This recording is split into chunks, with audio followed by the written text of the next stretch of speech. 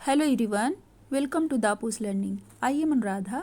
आज हम लोग करने वाले हैं क्लास 8 की हिंदी से चैप्टर 14 अकबरी लोटा, इसका प्रश्न उत्तर। वीडियो शुरू करने से पहले आप लोगों से एक हम्बल रिक्वेस्ट है कि अगर आप लोगों ने अभी तक मेरे चैनल को सब्सक्राइब नहीं किया है तो फटाफट कर लें। वीडियो अच्छी लगे तो लाइक भी करें, शेयर भी करें तथा मेरे चैनल को ग्रो करने में हमारी हेल्प करें। तो चलिए पाठ अकबरी लोटा का प्रश्न अभ्यास शुरू करते हैं।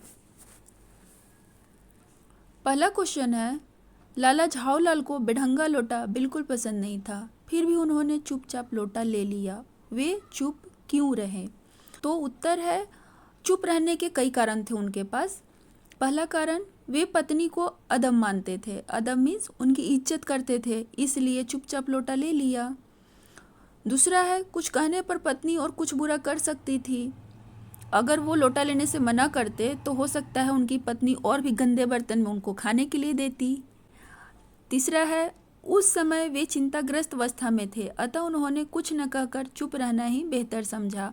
उस समय उनको कुछ रुपयों की जरूरत थी जिसे वे उपलब्ध नहीं करवा पा रहे थे, इसलिए कुछ न कहकर चुप रहना ही बेहतर समझा। नेक्स्ट क्वेश्चन, लाला झाऊलाल ने फौरन 2 और 2 जोड़कर स्थिति समझ लिया। आपके विचार से लाला झाऊलाल ने कौन कौन सी बातें समझ ली होगी? 2 और 2 जोड़ने का मतलब होता है कि जो सिचुएशन था, जो परिस्थिति थी उस समय की, उसको उन्होंने फटाफट समझ लिया। उत्तर है, लोटा गिरने पर गली में मचे शोर को सुनकर लाला झाऊलाल दौड़कर नीचे उतरे। उनके आंगन में भीड़ घुस आई थी। लाला झाऊलाल एक चतुर व्यक्ति थे। उन्होंने पानी से भीगे अंग्रेज को देखा, उसे अपना पैर सहलाते हुए देखा तो सारी स्थिति को भांप गए। उन्होंने समस्या का आगा पीछा सब सोच विचार लिया। उन्होंने समझ लिया कि अब चुप रहना ही बेहतर है, वरना समस्या और भी उग्र हो जाएगी।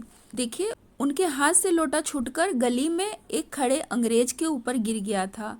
तो जब उन्होंने पानी से भीगे अंग्रेज को देखा और उसे अपना पैर सहलाते दिखा तो वो फटाफट समझ गए कि सिचुएशन क्या है। तो अगर इसमें मैंने कुछ बोला तो समस्या और भी उग्र हो जाएगी, यानी बढ़ जाएगी, इसलिए उन्होंने कुछ नहीं बोला। नेक्स्ट क्वेश्चन, अंग्रेज के सामने बिलवासी जी ने झाऊलाल को पहचानने तक से इनकार क्यों कर दिया था? उत्तर, हमारे विचार से बिलवासी जी ने ऐसा अजीब व्यवहार अंग्रेज की सहानुभूति पाने के लिए किया था। झाऊलाल को पहचानकर वह मुसीबत को और नहीं बढ़ाना चाहते थे। वे एक तीर से 2 निशाने भेद रहे थे, इसमें वे सफल भी रहे। ये मुहावरा है, एक तीर से 2 निशान, यानी कि एक साथ वो 2 काम करने की कोशिश कर रहे थे। नेक्स्ट क्वेश्चन, बिलवासी जी ने रुपयों का प्रबंध कहाँ से किया था? लिखें। उत्तर, बिलवासी जी ने रुपयों का प्रबंध अपनी पत्नी के संदूक से चोरी करके किया था।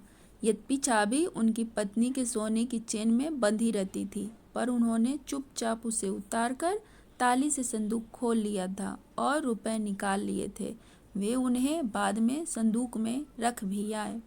यानी उन्होंने अपनी पत्नी के गले से चाबी चुरा करके संदूक खोला, उसमें से रुपए निकाले और फिर जहाँ पे वो चाबी रहती थी वहाँ पर रख भी दिया उन्होंने। नेक्स्ट क्वेश्चन है, आपके विचार से अंग्रेज ने यह पुराना लोटा क्यों खरीद लिया? आपस में चर्चा करके वास्तविक कारण की खोज कीजिए और लिखिए। उत्तर है, उस अंग्रेज ऑफिसर को पुरानी व ऐतिहासिक चीजें इकट्ठा करने का शौक था। ऐसा इसलिए कर सकते हैं क्योंकि वह दुकान से पुरानी पित्तल की मूर्तियां खरीद रहा था। जब अंग्रेज के पैर के ऊपर लोटा गिरा था तो वो वहां पे खड़ा होकर उस नीचे जो दुकान थी उससे वो पुरानी मूर्तियां ही खरीद रहा था, क्योंकि उसे पुरानी चीजें इकट्ठा करने का शौक था। साथ ही वह अपने पड़ोसी मेजर डगलस को नीचा भी दिखाना चाहता था। मेजर डगलस के पास एक जहांगीरी अंडा था जिसे दिखाकर अक्सर वह उस अंग्रेज पर रौब जमाता था। बात यह है कि उनके पड़ोसी थे मेजर डगलस। वो जब पिछली बार हिंदुस्तान आए थे तो यहाँ से एक जहांगीरी अंडा लेकर गए थे जिसे दिखाकर वह उस अंग्रेज पर रौब जमाते थे। उन्हीं को जलाने के लिए, उनको नीचा दिखाने के लिए जो ये अंग्रेज था जिसके ऊपर लोटा गिरा था, इस लोटे को अकबरी लोटा समझकर 500 रुपये में खरीद लिया। क्या होता यदि अंग्रेज लोटा न खरीदता? तो लाला झाऊलाल को अचानक 500 रुपए की प्राप्ति नहीं होती। यदि अंग्रेज पुलिस को बुला लेता तो क्या होता कि झाऊलाल के लिए नई मुसीबत खड़ी हो जाती। जब बिलवासी अपनी पत्नी के गले से चाबी निकाल रहे थे, उनकी पत्नी जाग जाती तो यह होता कि बिलवासी मिश्र को पत्नी के सम्मुख शर्मिंदा होना पड़ता और दोनों के मध्य विश्वास कम हो जाता। भाषा की बात करते हैं। कहानी में से वे वाक्य चुनकर लिखिए जो आपको सबसे मज़ेदार लगे।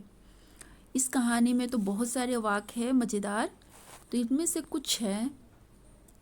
250 रुपये तो एक साथ आँख सेकने के लिए भी नहीं मिलते थे। मतलब एक साथ देखने के लिए भी नहीं मिलते थे। अब जो एक काम पड़ा तो चारों खाने चित हो रहे। मतलब समझ नहीं आ रहा है कि क्या करें, कैसे करें। नेक्स्ट, उनकी स्त्री उन्हें डालम फांसी ना दे देगी, केवल जरा सा हंस देगी। डालम फांसी मतलब एक स्थानीय भाषा का शब्द है, एक बोली का शब्द है, ये समझिए। और इसका मतलब है कि उनको कोई कठोर सज़ा नहीं देने वाली है, वो सिर्फ मुस्कुरा देगी। कुछ ऐसी गढ़न थी उस लोटे में कि उसका बाप डमरू माँ चिलम रही हो।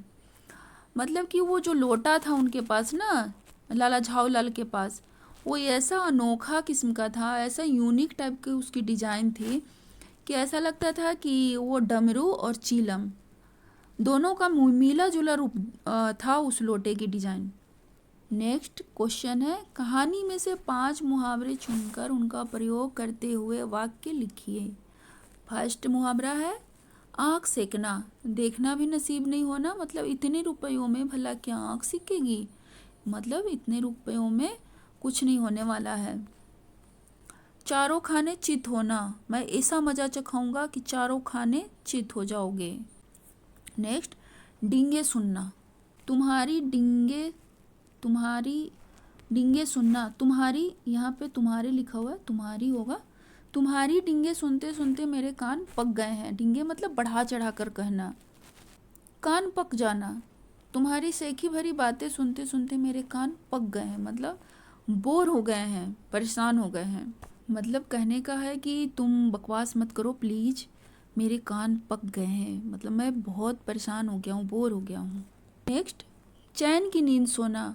मैं इस समस्या का हल ढूंढने के बाद बहुत ही चैन की नींद सोऊंगा, मतलब सुकून की नींद सोऊंगा, फ्री होकर सोऊंगा। तो अकबरी लोटा का प्रश्न अभ्यास ख़त्म हो गया। अगर अभी भी आपको कोई डाउट है तो लिख कर पूछ सकते हैं। तो मिलते हैं नए वीडियो में। Thank you so much.